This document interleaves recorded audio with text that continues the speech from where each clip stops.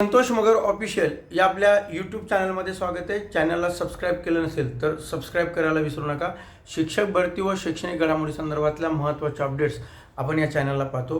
जर तुम्ही हा व्हिडिओ फेसबुकवरती किंवा इंस्टावरती बघत असाल तर इंस्टा आणि फेसबुकला फॉलो करायला विसरू नका, कारण शिक्षक भरती आणि शैक्षणिक घडामोडी संदर्भातल्या अतिशय ऑथेंटिक माहिती तुम्हाला या चॅनलला मिळते। आजचा जो टॉपिक आहे तो शिक्षण सेवक रद्दच्या संदर्भातला आहे। काल सर्वांनी पिंपरी चिंचवडमध्ये शिक्षण सेवकांची जी याचिका होते त्यामध्ये त्यांचा शिक्षण सेवक रद्द करून त्यांना सहाय्यक शिक्षक नियुक्ती देण्याचे आदेश मुंबई उच्च न्यायालयाने त्या ठिकाणी दिले। हे बातमी सर्वांनी बघितली असेल, परंतु आणि कोल्हापूर खंडपीठामध्ये जी शिक्षण सेवक रद्द करण्यासाठी जी याचिका आहे आणि मुंबई उच्च न्यायालयामध्ये जी याचिका दाखल केली होती त्याचा फायदा हा कोल्हापूर खंडपीठामध्ये होऊ शकतो का, नियम काय आहेत, त्या नियमासंदर्भातली विस्तृत माहिती तुम्हाला या व्हिडिओच्या माध्यमातून मिळेल, जेणेकरून तुमचा जो डाऊट आहे तो पूर्णपणे डाऊट या व्हिडिओमधून तुम्हाला क्लिअर होऊन जाईल। त्यामुळं हा व्हिडिओ शेवटपर्यंत पाहायला विसरू नका, कारण सर्व नियम यामध्ये मी तुम्हाला सांगतोय।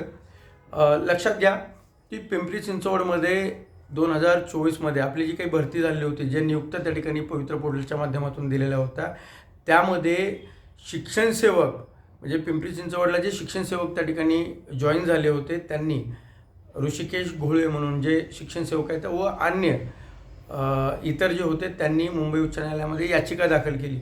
त्यांनी मागणी केली की आम्हाला शिक्षण सेवक त्या ठिकाणी जे नियुक्ती दिलेली आहे ती नियुक्ती रद्द करून आम्हाला सहाय्यक शिक्षक म्हणून त्या ठिकाणी नियुक्ती द्यावी, असं कोर्टामध्ये त्या ठिकाणी मांडलं।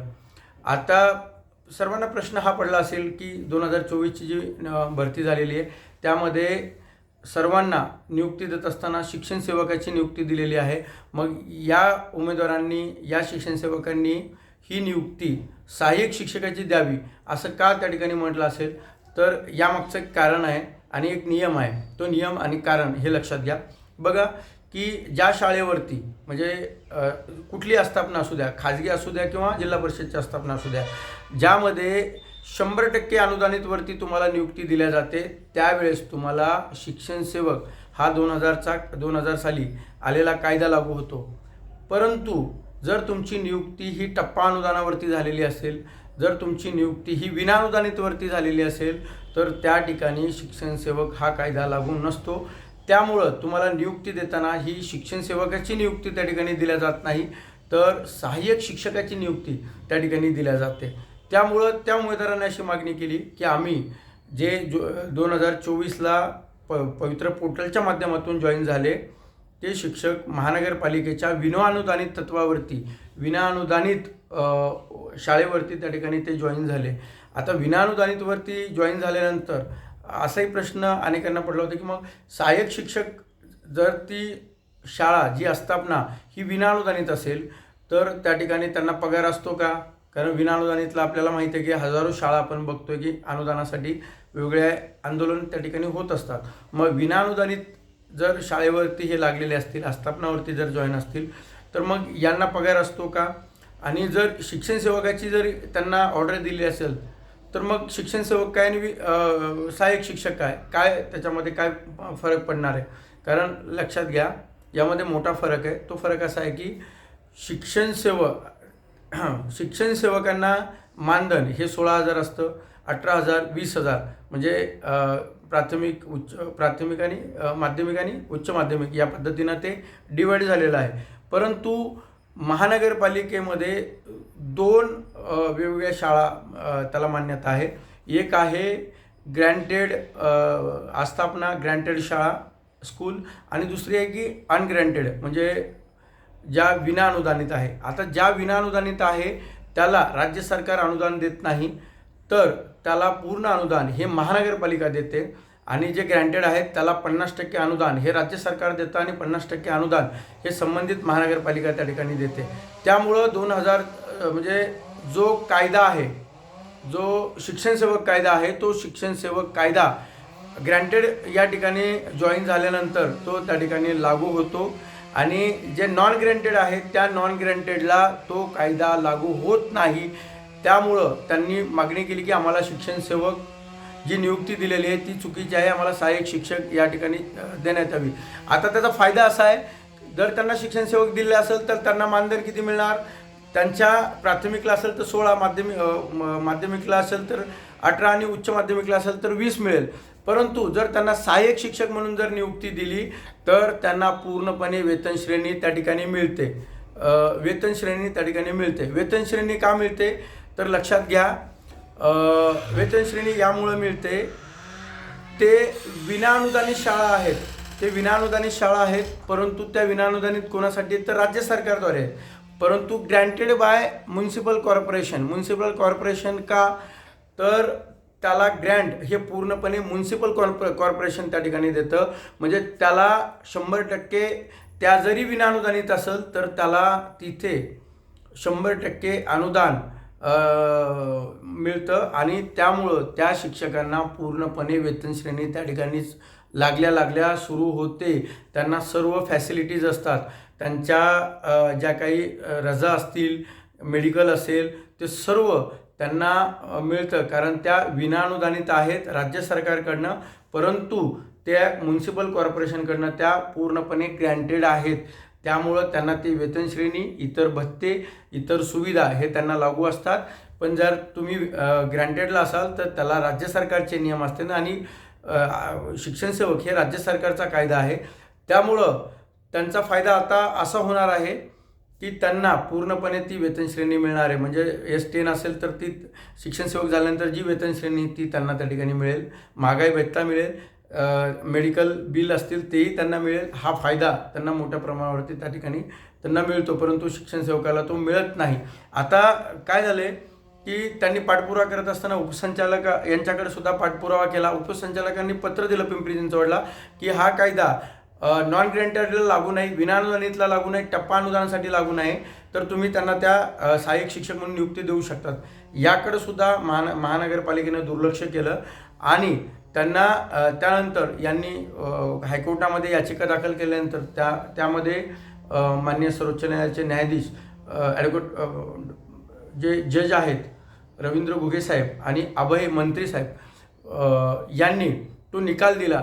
त्या निकालामध्ये त्यांनी स्पष्टपणे सांगितलं की येणाऱ्या 45 दिवसाच्या आत यांना 1 जून 2024 पासूनचं सर्व मानधन म्हणजे सर्व जे पगार आहे ती पूर्ण पगार त्यांना 45 दिवसात देण्यात यावी.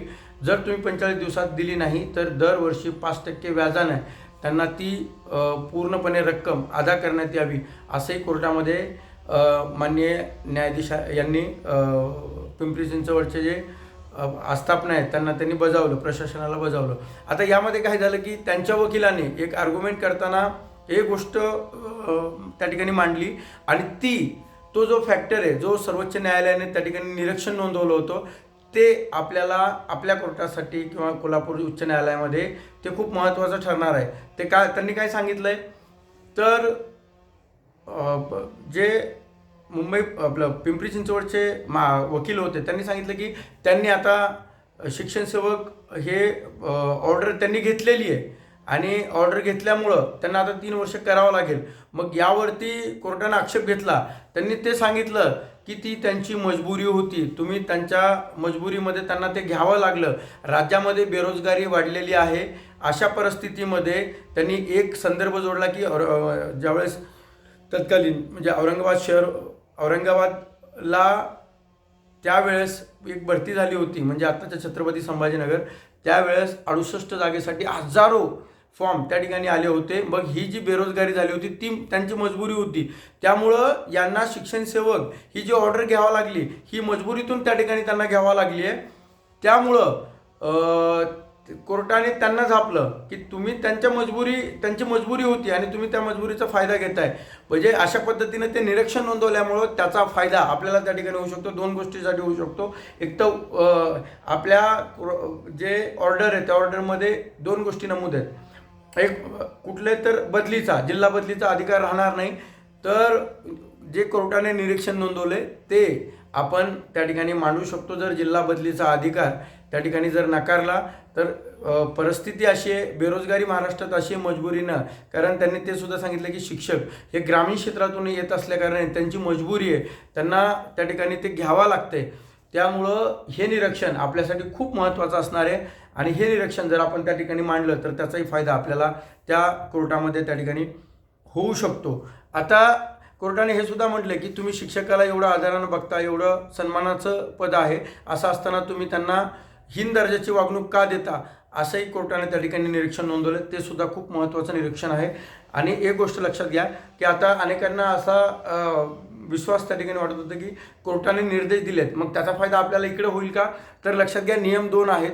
एक विनाअनुदानित टप्पा अनुदान याला शिक्षण सेवक लागू नाही, ग्रँटेडला लागू आहे. त्यामुळं याची जी ऑर्डर आहे ती ऑर्डर आपल्या कोल्हापूर खंडपीठामध्ये त्याचा फायदा होणार नाही, कारण नियम वेगळा आहे. लक्षात घ्या, आपले नियम वेगळे आहेत, त्यांचा नियम वेगळा आहे. त्यामुळं ही जी कोर्ट ऑर्डर आहे ती कोर्ट ऑर्डर आपल्या कोल्हापूर खंडपीठाला लागू होणार नाही, किंवा ती जरी मांडली तर त्याचा फायदा आपल्या याचिकेला होणार नाही. पण यामध्ये एक मी जे तुम्हाला सांगितले की काय फायदा होऊ शकतो, की जे कोर्टाने निरीक्षण नोंदवलेलं आहे की मजबुरीने त्यांनी जे ऑर्डर घ्यावा लागतात, तर हे निरीक्षण जे नोंदवलेलं आहे ते निरीक्षण त्या ठिकाणी आपल्यासाठी महत्त्वाचं आहे. कारण ज्यावेळेस कोर्टामध्ये वकील उभा राहतील त्यावेळेस त्यांनी जर हा उल्लेख केला, हायकोर्टाचं जर त्या ठिकाणी जज साहेबांनी जे निरीक्षण नोंदवलं ते जर तिथं स्पष्टीकरण दिलं तर तिथं म्हटल्या जाऊ शकतं की हे मजबुरीमध्ये त्या ठिकाणी ऑर्डर शिक्षण सेवकाच्या घेतलेल्या आहेत. जिल्हा बदलीसाठी सुद्धा हे निरीक्षण महत्त्वाचं त्या ठिकाणी ठरणार आहे. त्यामुळं अनेकांना हा विश्वास वाटला होता की आता ही कोर्ट ऑर्डर तिथं ठेवली की आपलं शिक्षण सेवक रद्द होईल, तर असं काही नाही. हे मॅटर वेगळे, ते मॅटर वेगळं होतं. त्यामुळं 26 तारखेला आता कोर्टामध्ये शासन काय ॲफिडेव्हिट मांडतं ते महत्त्वाचं आहे. कारण 4 वर्षानंतर आम्ही मानधन वाढ करू, वेतन वाढ करू असं त्या मागच्या GR मध्ये त्या ठिकाणी म्हटलं. आता 3रं वर्ष सुरू आहे. त्यामुळं कोर्टामध्ये ज्यावेळेस सरकार आपली भूमिका मांडल त्यावेळेस ते मांडत असताना जो मागचा GR आहे तो मागचा GR मी 100% सांगतो की ॲफिडेव्हिटमध्ये 100% शासन तो उल्लेख करणार की आम्ही दर 4 वर्षाने वेतन वाढू असं त्यामध्ये नमूद केलेलं आहे आणि ते आम्ही वाढू असं त्या ठिकाणी शासन म्हणू शकतं. परंतु 26 तारखेला आता नेमकं काय होतं हे आपण पाहूया. परंतु या ऑर्डरचा आणि कोल्हापूर खंडपीठामधल्या याचिकेचा नियम हा वेगळा आहे. त्यामुळे त्याचा डायरेक्टली फायदा होईल का, तर अजिबात होणार नाही. परंतु निरीक्षण जे मी तुम्हाला सांगितले त्या निरीक्षण त्या ठिकाणी मांडलं तर नक्कीच त्याच्यामध्ये फायदा होऊ शकतो, एवढं या ठिकाणी सांगतो. अशाच ऑथेंटिक माहितीसाठी आणि परिपूर्ण माहितीसाठी चॅनलला सबस्क्राईब करायला विसरू नका. धन्यवाद.